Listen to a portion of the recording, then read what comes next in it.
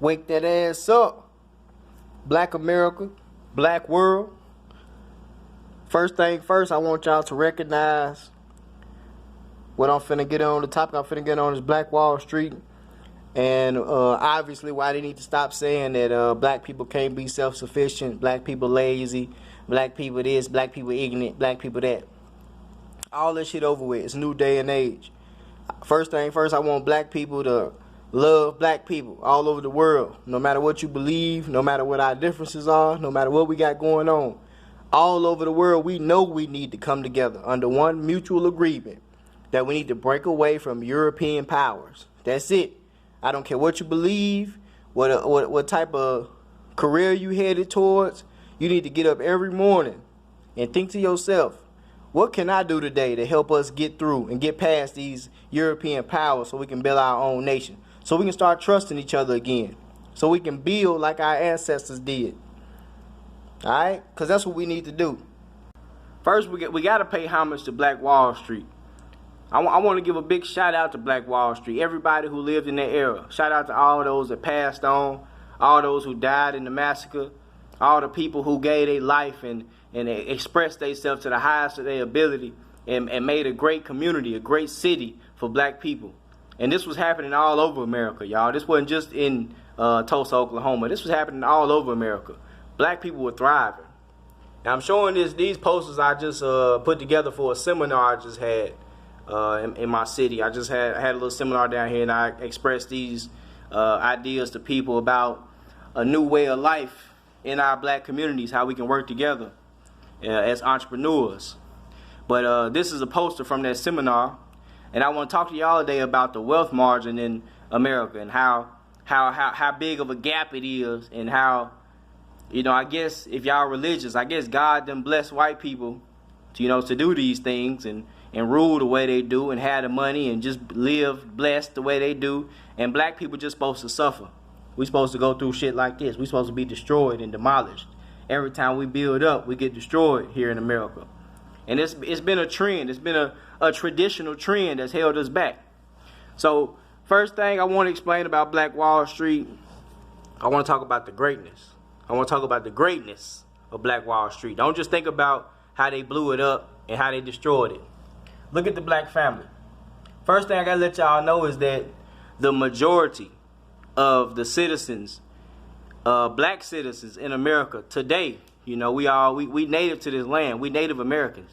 And if you research Black Wall Street, it will show you how this city, this Tulsa, Oklahoma, was created by the Native Americans and a mixture of Africans who had been brought over here too. But black people look like black people. We from Africa, we from Americas, we from the Caribbean islands, we from some parts of Japan, we from all over the world. And don't let them think that we were just Africans and we foreigners and we came over here and we did this. No, these were our native lands, period, anyway. So y'all have to think that this is a people that, these are our ancestors that were fresh out of being enslaved, okay? And a few years after they were enslaved, they started to come together. They started to migrate to certain parts of America and build together and be self-sufficient and do for self. This is what I mean by having our own nation. They had towns that they called Little Africa. Just like y'all see Chinatown today, or a Little Korea, Little Havana. Y'all see these little Mexican towns. Like I said, Chinatown is just a prime example. We don't have no Africa town. We don't have no Native American town. We don't have no town or no city in America where it's just black people running it, thriving, black schools, black hospitals, none of that. So this is an example of that. Black Wall Street had over 600 businesses. 21 churches, 21 restaurants, 30 grocery stores, 2 movie theaters, 6 private airplanes, 1 hospital, 1 bank, and had their own schools.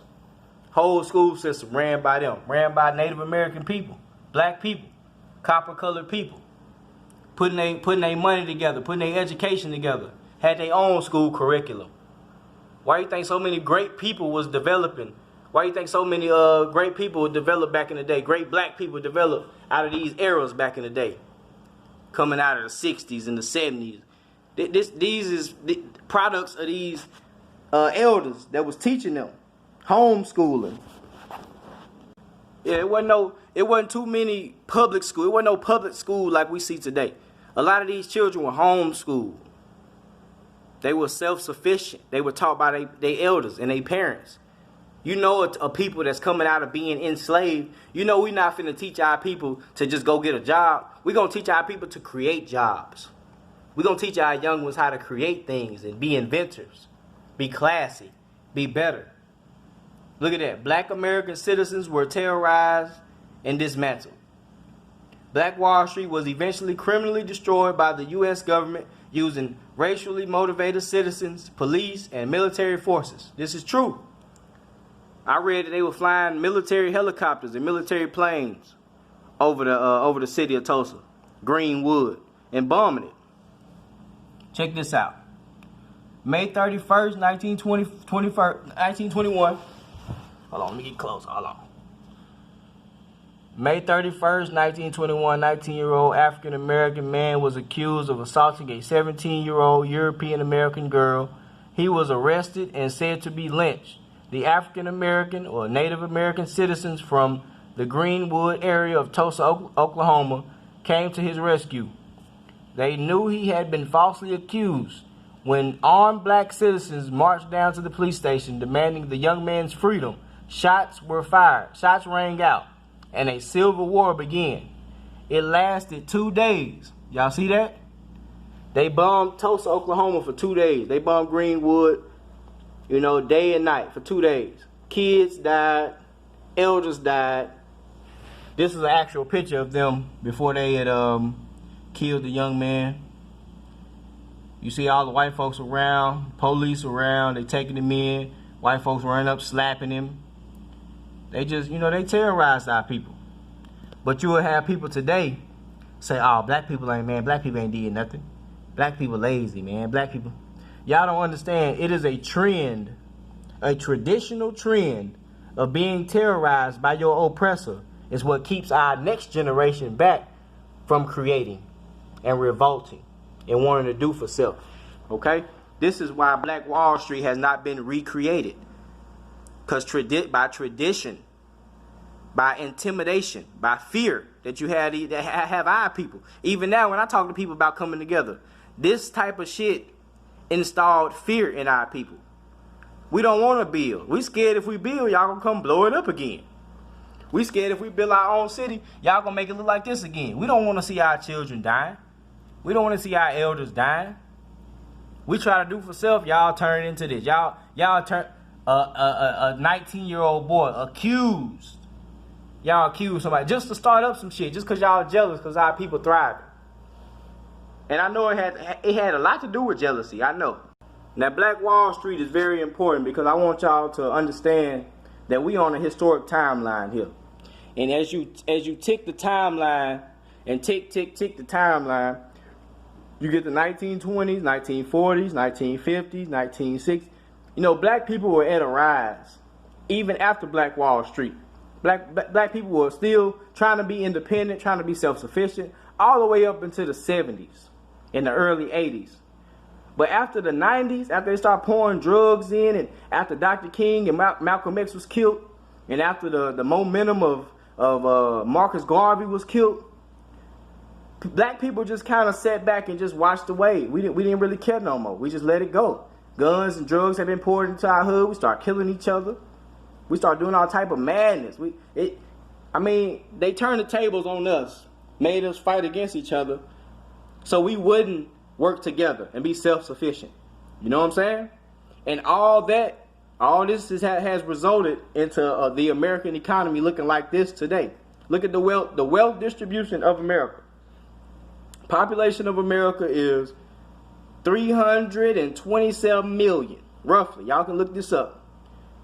The African American population, the Native American population, 42 million, roughly. I know that's a lot.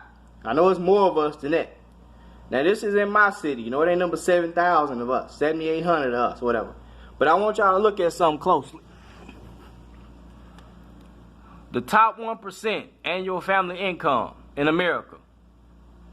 Do y'all see that? Almost $500,000. The European American annual family income, $200,000. The African American annual family income, $17,000. That's it. Millionaires in America and billionaires in America. I want y'all to look at something real close. Look at the millionaires in America. 16 million. Billionaires in America, 615. You know how many black millionaires there are? 120,000. You know how many black billionaires are in America? 6. Look at that. Look at the number of billionaires. Like I just said, black billionaires, and look at billionaires in America. I ain't say white billionaires. I said look at billionaires in America. 615. How many black billionaires? 6. So out of 615 billionaires in America, 6 of them are black. And y'all telling me, y'all can't tell me that God has blessed white people better than, y'all can't tell me that's what's going on. I'm clearly explaining to y'all what has went on. We were enslaved, our lands were colonized, and they have took all of the gain and the wealth from all of that trade and distribution all over the world that they did with our products that they made us crop and dig up for free labor. They got all the benefits from that, and their ancestors today, their generations today, are reaping the benefits of that. Okay, and this is why these are the only 6 billionaires in America, black billionaires in America. Now, it's kind of funny to me that everybody knows, Oprah and Jay-Z and Michael Jordan and Kanye West. We all know them. And in a way, we know they kind of sellouts, in a way, especially Oprah. Shout out to Nicki. She know how to came out and exposed Oprah. And then Jay-Z, he stayed getting exposed. Michael Jordan, black folks say some shit about him, whatever. I got love for all my people. But what I'm saying to y'all is, these are our 6 black billionaires. Robert Smith, Oprah Winfrey, David Stewart, Jay-Z, Michael Jordan, Kanye West. Alright? Now, out of these 6 billionaires, if black people wanted to form our own nation or have our own independent nation, do y'all think these people would be down with that? Do y'all think Oprah would be down with that? Do y'all think Kanye West would be down with that, with forming our own nation? Do y'all think that people that have provided them with this wealth would allow that? Oh, that's a good question.